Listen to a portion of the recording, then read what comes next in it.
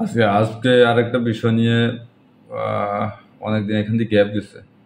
তো আজকে অনেকগুলো বিষয় নিয়ে আলোচনা করবো।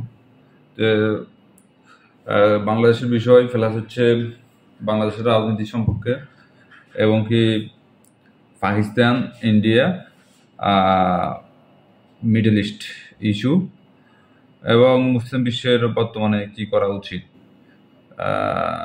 আর এর পাশাপাশি বর্তমান বাংলাদেশ পরিস্থিতি কোন দিকে মুখ করছে, আর বাংলাদেশের রাজনৈতিক দলদের কে কিভাবে তাদের রাজনৈতিক কর্মকাণ্ড পরিচালনা করছে সে বিষয়ে আজকের মূল আলোচনা।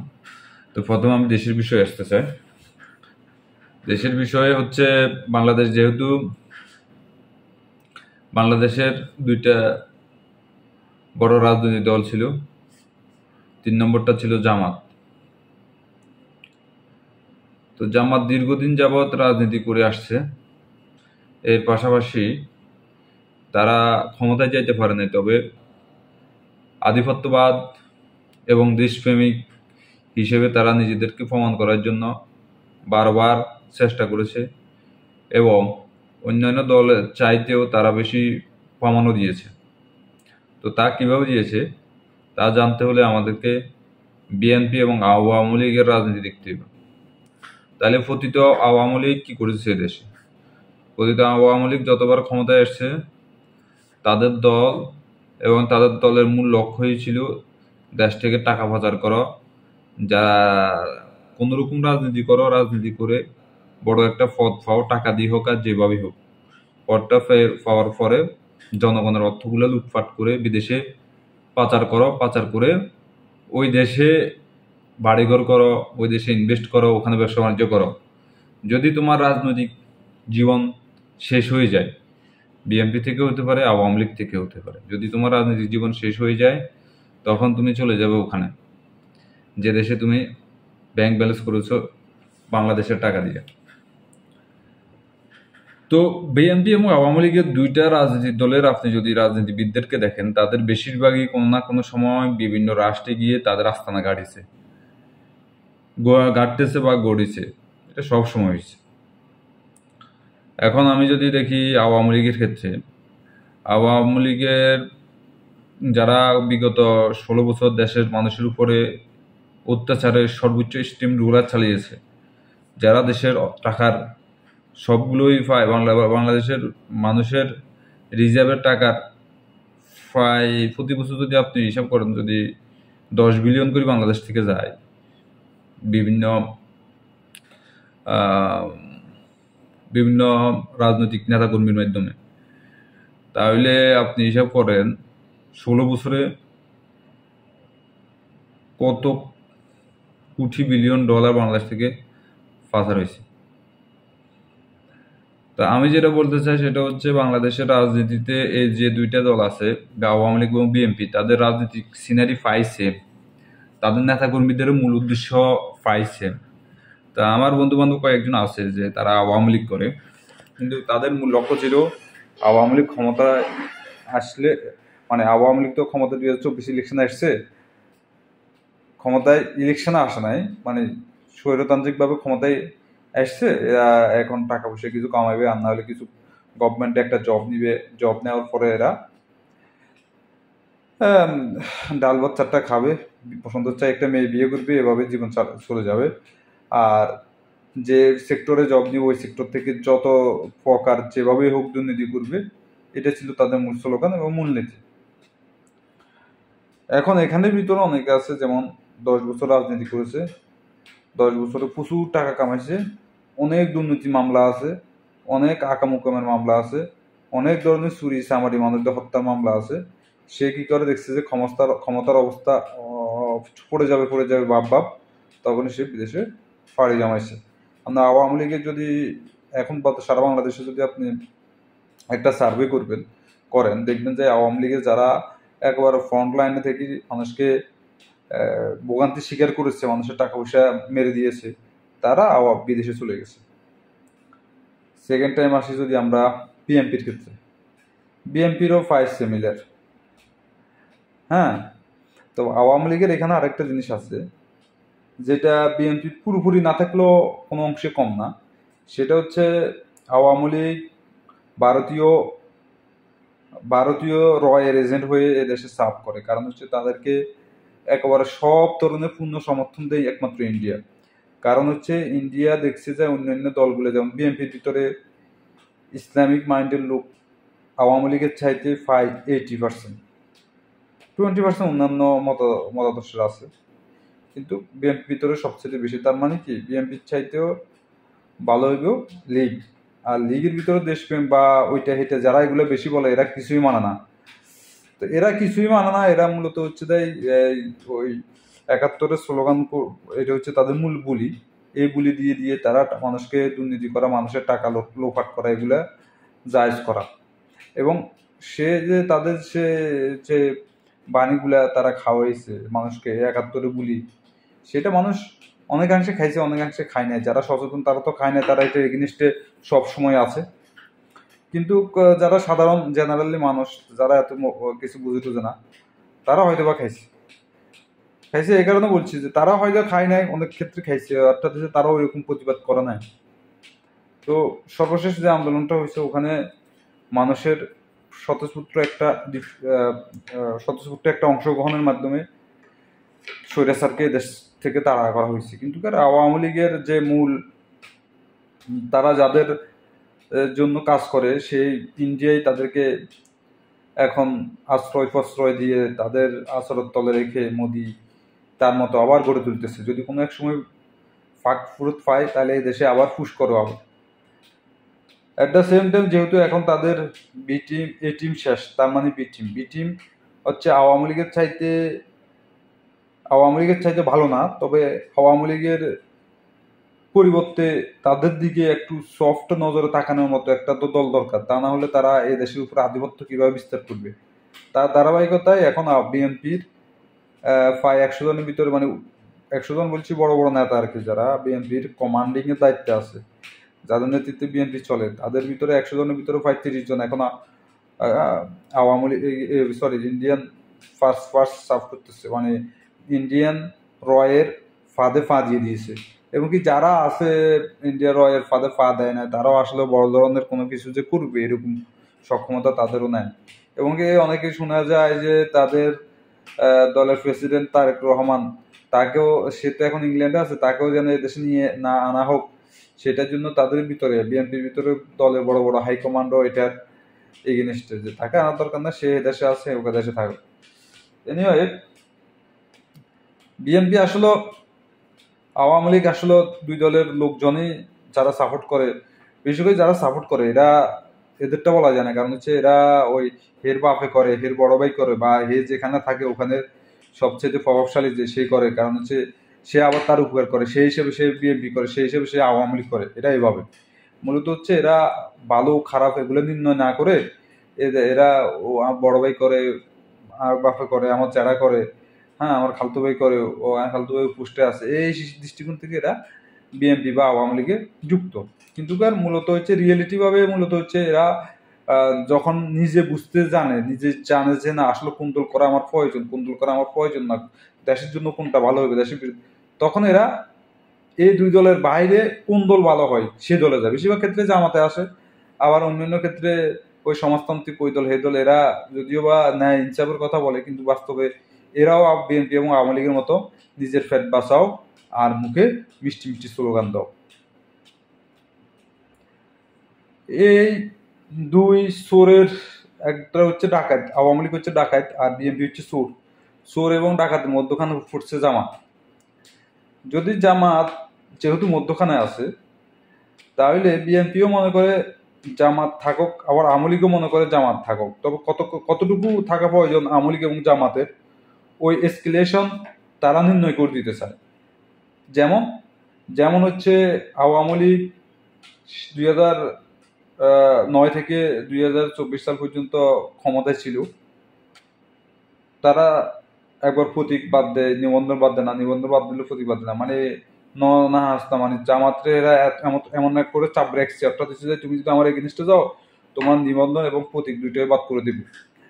তো তুমি আমার বিরুদ্ধে গিয়ে, মানে আওয়ামী লীগ এভাবে চাপ রেখেছে, যারা যে সময় ক্ষমতা ছিল তারা বলতেছে যে তুমি এমনভাবে থাকো যেন আমার কোনো ক্ষয়ক্ষতি না হয়, তুমি এমন রাজনীতি করো যেন আমার এগেনিস্টে জনগণ না যায়। আর যখনই তার উপরে সব ধরনের কঠিন ধরনের কোনো প্রেশার ক্রিয়েট হয়, তখনই সে জামাত শিবিরের উপরে কি করে, সব ধরনের প্রশ্বাসনিং শুরু করে। তো এভাবে করতে করতে করতে করতে দীর্ঘ 16 বছর পর জামাত শিবির এবং তাদের মতাদর্শের অন্যান্য এবং তার পাশাপাশি কিছু স্বাধীন চেতা মাইন্ডের ছাত্র জনতা এসে খুনি হাসিনাকে দেশ থেকে তাড়া করে। তাড়া করলে সে তার বাপের দেশ বা স্বামীর দেশ যেই বলেন ইন্ডিয়াতে পালিয়ে গেছে, যাদের ফার্স্ট সার্ভ করতেছে তাদের দেশে পালিয়ে গেছে।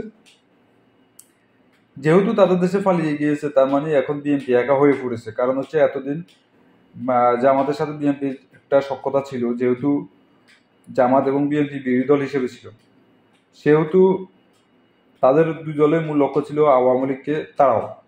এবং বিএনপি এটা চায় না যে আওয়ামী লীগ একেবারে দেশ ছেড়ে চলে যাক, কারণ হচ্ছে বিএনপি চাইছিল আওয়ামী লীগ এদেশে থাকুক, এদেশে রাজনীতি করো, এবং আওয়ামী লীগ যেন নিষ্ক্রিয় না হয়েও মানে তাদের চাইতে ছোট দল হিসেবে থাকুক, আর বিএনপিকে তাদের সাথে অ্যাডজাস্ট করে তারা একটা দল গঠন করবে এবং কি সে দলে লিড করবে বিএনপি। যেমন আমাদের হাতে 20-15টা আসন, 20-25টা বা 20-15টা আসন দিয়ে দিব, আর বিএনপি বাকি মানে সংখ্যাগরিষ্ঠ আসন নিয়ে সে জামাত তার সাথে অ্যাডজাস্ট হয়ে একজোটে থেকে ইলেকশন করে ক্ষমতায় যাবে এবং আওয়ামী লীগকে নিরপেক্ষ বিরোধী দল হিসেবে রাখবে, এবং বিরোধী দল হিসেবে রাখে বিএনপি নেতাকর্মী সরকার, তারা তাদের মতো দেশটাকে শুষে মুষে খাবে, সাধারণ জনগণ গোল্লা যায়। যেহেতু আওয়ামী লীগ এমন অন্যায় কাজ করেছে, গণহত্যা চালিয়েছে, প্রায় 2000 বেশি মানুষ হত্যা করেছে, এটা হচ্ছে বাংলাদেশের রিপোর্ট, এবং ইউএন এর রিপোর্ট অনুযায়ী 1400 মানুষ হত্যা করছে, প্রায় 20,000-এর উপরে মানুষকে আহত করা হয়েছে, এবং বাংলাদেশের রিপোর্ট অনুযায়ী প্রায় 40,000-এর উপরে ছাত্র জনতার উপরে গুলি করার কারণে মানুষ পঙ্গুত্ব বরণ করেছে, আহত হয়েছে, অনেকে একেবারে সারা জীবনের জন্য সরাসরি নিষ্ক্রিয় হয়ে গেছে, শুধু বাঁচে যাচ্ছে কিন্তু কোনো কার্যকারিতা নেই। তো এখন যেহেতু এরা চলে গেছে, তার মানে এখন বিএনপি যদি নির্বাচন করতে যায়, তাহলে নির্বাচনে বিএনপির এগেইনস্টে কে দাঁড়াইবে? সবচেয়ে বড় দল আছে এখন জামাত। তো বিএনপি না বলি, এদেরকে ড্যাম্পি বলি। ড্যাম্পি বা আমি অনেক সময় খাম্বা বাহিনী বলি, বা খাম্বা বাহিনী। এখন এরা সবাই জানে যে তাদের ভিতরে সবাই জানে যে তারা আদর্শিকভাবে জামাতের সাথে পারবে না। কারণ হচ্ছে তারা যে রাজনীতি করে, সে রাজনীতি হচ্ছে যে চুরি করো, বাটপারি করো, নিজের দলের লোককে হত্যা করো, নিজের দলের নেতার বোর্ডে বড় নেতা নিয়ে যাও, তোমার মেয়ে একটা ভালো লাগছে, মেয়েটার উঠে নিয়ে দর্শন করো। এটা হচ্ছে বিএনপির রাজনীতি। এবং 5 বছর পরে যদি নিরপেক্ষভাবে কোনো নির্বাচন হয়, যারা বেশি আকাম করছে তারা দেশ ছেড়ে ফেলাও, এটি হচ্ছে বিএনপির রাজনীতি। কিন্তু যদি আদর্শিকভাবে জামাতের সাথে তাদের লড়াই করতে হয়, তাহলে জনগণের কে মূল্যায়ন করতে হবে, জনগণের জন্য কি কি প্রয়োজন জিনিস ওসব নিয়ে কাজ করতে হবে। যেমন বলি, বিএনপি অনেক এটাকে বলা যায় বিব্রতকর পরিস্থিতি পড়ছে। আপনি বলেন কিভাবে পড়ছে? কারণ হচ্ছে জামাত কি করতেছে, ভর্তি পরীক্ষার সময় পোলাপাইনরে ফ্রি ক্যাম্প করে তাদেরকে ওষুধ, খাওয়া দাওয়ার, পানির ব্যবস্থা করছে, তাদেরকে রুম দেখা দিচ্ছে, তাদের কলম লাগলে কলম দিচ্ছে, খাতা দিচ্ছে, তাদেরকে যত ধরনের সুযোগ সুবিধা দেওয়া যায় সবকিছু দিচ্ছে। তার দেখা দেখি কি করতেছে বিএনপিও এখন এটার নামছে। পরে আবার রমজানের সময় শিবিরের ছেলেরা পোলাপানি ইফতার করার জন্য ইফতার দিচ্ছে, ফ্রিতে ইফতার দিচ্ছে। এরপরে আবার স্কুল, কলেজে বা ইউনিভার্সিটিতে ফ্রি মেডিকেল ক্যাম্প করছে। এখন তো এগুলো তো বিএনপি করতে হবে, না করতে বললে তো সামনে নির্বাচনে ইলেকশনে তারা কি বলবে, এবং কি টকশোতে গেলে তারা কি বলবে? তারাও এগুলো করতেছে, মানে এটা তো তাদের সহ্য হচ্ছে না। রে ভাই, এত কিছু করার দরকার আছে না, আমি রাজনীতি করতেছি, ক্ষমতায় যাবো, জনগণদের সুশি খাবো, জনগণের সেবা করার সময় আছে। তার মানে এখন কি করতে হবে? তাহলে এদেরকে থামাইতে হবে, নাহলে জামাতিরা বা শিবিরের পোলাফাইনা বলে কি করতেছে, জনগণের মন কাড়িয়ে নিতেছে। তার মানে এদেরকে থামাইতে হবে। এদেরকে থামাইতে হলে কি করতে হবে?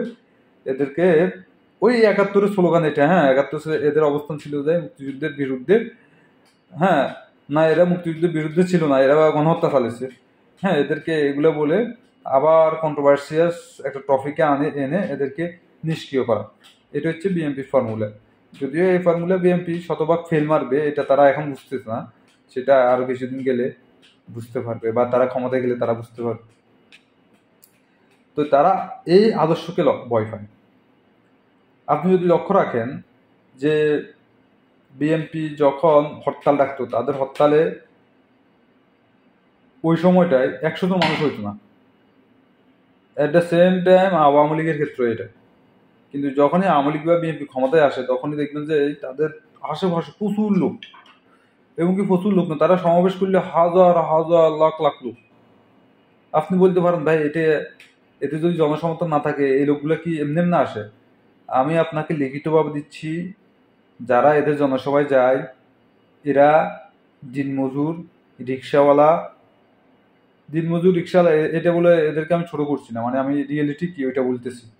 বেশিরভাগ হচ্ছে দিনমজুর, রিক্সাওয়ালা, বস্তির, কিংবা এরা বিভিন্ন কন্ট্রাক্টর আন্ডারে কাজ করে।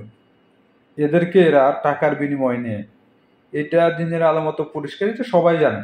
এটা যদি আপনি না জানেন তাহলে আপনি কি করবেন? আপনি একটা এলাকায় চলে যাবেন, গ্রাম সাইডের একটা এলাকায় যাবেন, এবং বিএনপি যদি শহর কেন্দ্রিক কোনো প্রোগ্রাম থাকে, ওই প্রোগ্রামে তারা লোকগুলোকে কিভাবে ইনক্লুডেড করে, কিভাবে তারা শহরে আনার জন্য লোকগুলোকে পুশ করে, ওইটা আপনি দেখলে বুঝবেন। যে এদেরকে বলবো যে তোরা আজকে কত টাকা দেয়, বলবো যে আমার আজকে তো 500 টাকা দেয়। যদি আমি কাজে যাই আমার 500 টাকা দিব, তোর 600 টাকা দিব, তুই চল আমার লগে প্রোগ্রাম এটা করি, এবং তোর যদি কোনো সমস্যা হয় এটার জন্য আমি আসি। এই লোক চলে আসতো। আবার যদি কোনো স্টুডেন্ট আছে সেই বাড়িতে বসে রয়েছে, তো বলে তুই বাড়িতে বসে কি আর, আমার তো কোনো কাজ না, আমি এই কারণে বাড়িতে বসে আঁটা করি। চল তোর সাথে, তোরা আমি 300 টাকা দিমু, তুই আমার সাথে চল, এখানে খাওয়া দাওয়া খাওয়ামু, হ্যাঁ এখানে প্রোগ্রাম হইব আমাদের প্রোগ্রামে, এবং তোর যে কোনো সমস্যা হলে আমি আছি। এইগুলা কই কই কই কই কই কই তারা হাজার হাজার লাখ লাখ লোক দেখায়। এখন ওই লোকগুলাকে যদি আমি যদি সতর্ক করি বা সচেতনতার মাধ্যমে তাদেরকে রাজনীতি করতে দিই, তাহলে কি হবে? এরা এসব আন্দোলন, ড্যাম্পি বা খাম্বা বাহিনীর আন্দোলন আজ দেখি নয়। আর এটা হবে, টুডে অর টুমোরো হবে, এটা বিএনপিও জানে, এবং বিএনপি বিরোধী যেসব দলের লোকেরা আছে তারাও জানে। এখন বিএনপির কথা হচ্ছে বাবুরে, জামাতের রাজনীতি যেহেতু ইসলামিক রাজনীতি বা ধর্মীয় রাজনীতি আছে, এখানে চুরি, বাটফারি, হারামখুরি, এগুলো তো করা যাবে না। তাহলে তো এদের আদর্শের সাথে আমরা হেরে যাব। কারণ একটা 10,000 মানুষের ভিতরে নেতা কি 10,000 হইব? 10,000 মানুষের ভিতরে নেতা হইব নইলে 200 নেতা। এই 200 নেতা 10,000 মানুষকে সুশি খেয়ে নেব। এটা তো মানুষ যদি বুঝি ফেলা যে 10,000 মানুষকে 200 মানুষ সুশি খেয়ে নিতেছে, তখন তো মানুষগুলো প্রতিবাদ করবো। এই জিনিসটাই তারা বুঝতে দিতে চায় না। এখন আসেন সেকেন্ড ফর্ম, তাদের ভিতরে যে নিজের দলের লোকেদেরকে নিজেরা হত্যা করে, এরপরে অন্য দলের উপরে চাপিয়ে দেয়। এটা অনেক আগে থেকেই, অর্থাৎ আজকাল না, এটা অনেক আগে থেকেই এই জিনিসগুলো হয়ে আসছে। নিজের দলের লোকদেরকে হত্যা করে এরপরে বিরোধী দলের উপরে চাপিয়ে দিয়ে, এটা হচ্ছে আওয়ামী লীগ এবং বিএনপির মূল রাজনীতি। এই রাজনীতি করে তারা মূলত হচ্ছে বিভিন্নভাবে, তারা যখন বিরোধী দল হয় কিংবা তারা যখন গভর্নমেন্টেও থাকে, তাদের বিরোধী দলের লোকদেরকে নিয়ন্ত্রণ করতে কিংবা তাদেরকে প্রশাসনিকভাবে ধরতে, তারা নিজেরা নিজেদের বা বিভিন্ন টপিককে ঘুরিয়ে দিতে, তারা নিজেরা নিজেদের লোককে হত্যা করে, বা আদর্শিক যেসব রাজনৈতিক দল আছে এদের কাছে হেরে যাওয়া সম্মুখীন থাকলে তারা কি করে, নিজের দলের লোকদেরকে হত্যা করে ওইসব দলের উপরে চাপিয়ে দিয়ে ওদেরকে ডোমিনিয়ন পার্টি হিসেবে রাখতে চেষ্টা করে, কিংবা ওদেরকে তাদের কথা অনুযায়ী চলার জন্য বাধ্য করতে চেষ্টা করে। এটা হচ্ছে বিএনপি এবং আওয়ামী লীগের রাজনীতি।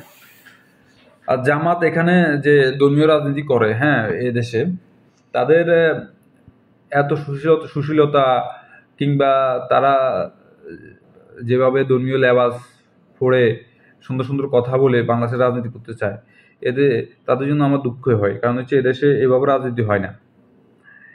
এদেশের রাজনীতি হয় না এই কারণে যে বলছি যে আপনার যদি নেতাকর্মীর উপরে কেউ যদি হাত তোলে, আপনাকে সব ধরনের সাপোর্ট আপনার নেতাকর্মীকে যেমন দিতে হবে, ঠিক তেমনি আপনার কথায়, আপনার কাজে, এবং কি আপনার দলের ভিতরে যে স্পিরিট আছে ওইটাকে স্পিরিটের ভিতর দিয়ে আরও স্পিড তৈরি করতে হবে।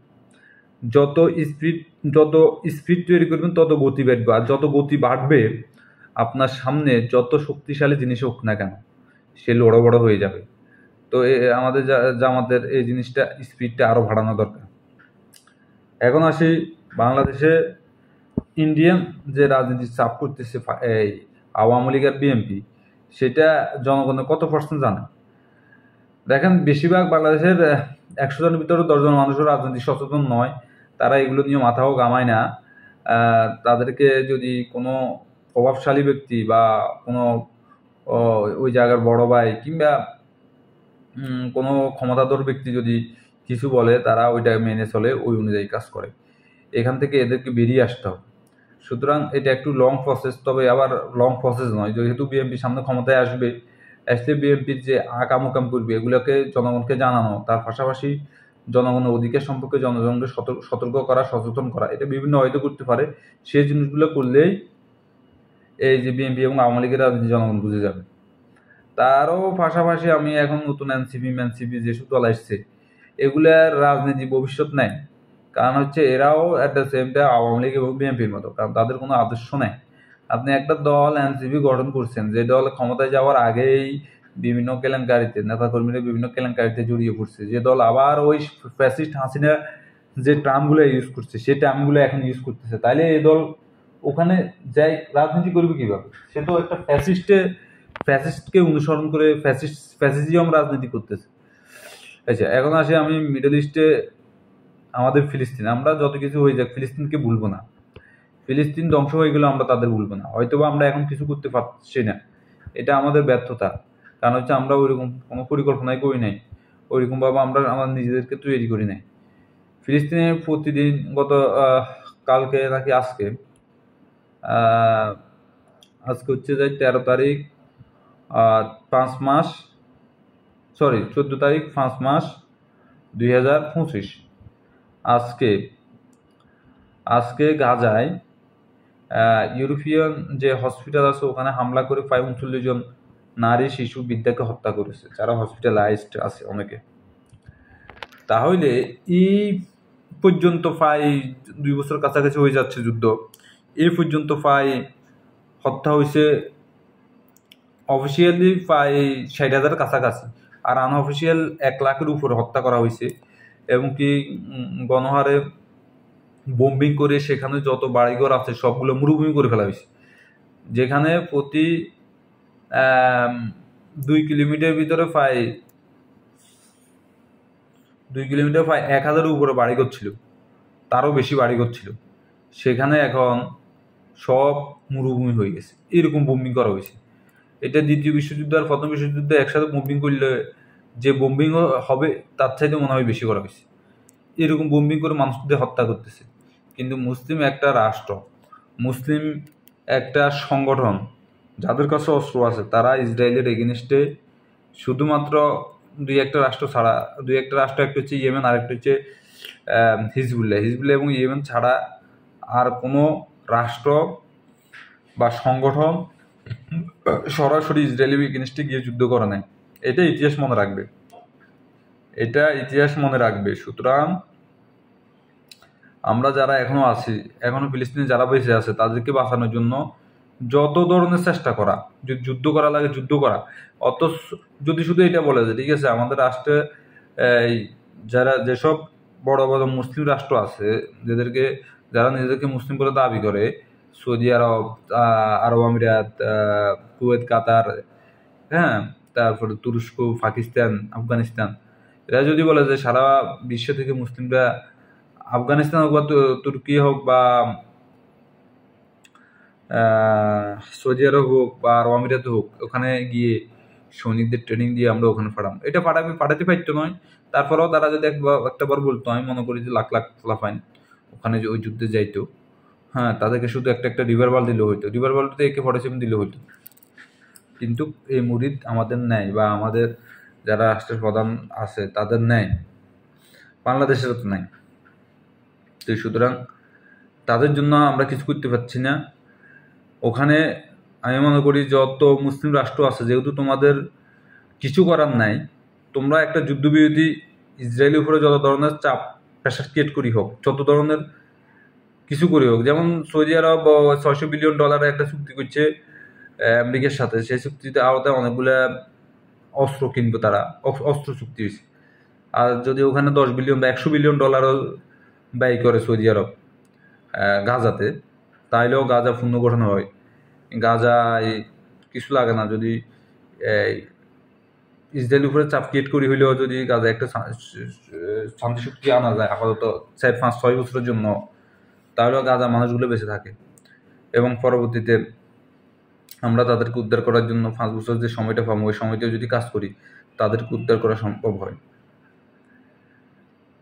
এইগুলো আমাদের ফিলিস্তিন ইস্যু আমরা জীবনে বলবো না। এই ইস্যু ইসরায়েল হয়তো বা ওখানে মানুষগুলোকে মেরে ফেলতে পারবে, কিন্তু পৃথিবীতে যতদিন মুসলিমরা থাকবে, টুডে অর টুমোরো একদিন ওই জায়গা মুসলিমদের দখল করার স্বপ্ন বাস্তবায়িত হবে। এখন আসি ভারত পাকিস্তান যুদ্ধে। এটা আমি এটা মনে আগের ভিডিও একটাতে বলছিলাম যে ফুল স্কেলে যুদ্ধ হবে না, হয়তো বা কিছু বিমান হামলা হইতে পারে, মানে লোয়াল স্কেলে এটা হইবেই, হালকা কিছু হইতে পারে, আমি এটা বলছি হইতে পারে, হইব 100% এটা বলা যায় না। তো এরকম হালকা বিমান মামলা হয়েছে, 2-3 দিন 4 দিন যুদ্ধ হয়েছে, এটা শেষ, এটা ক্লোজ আপ। তো সুতরাং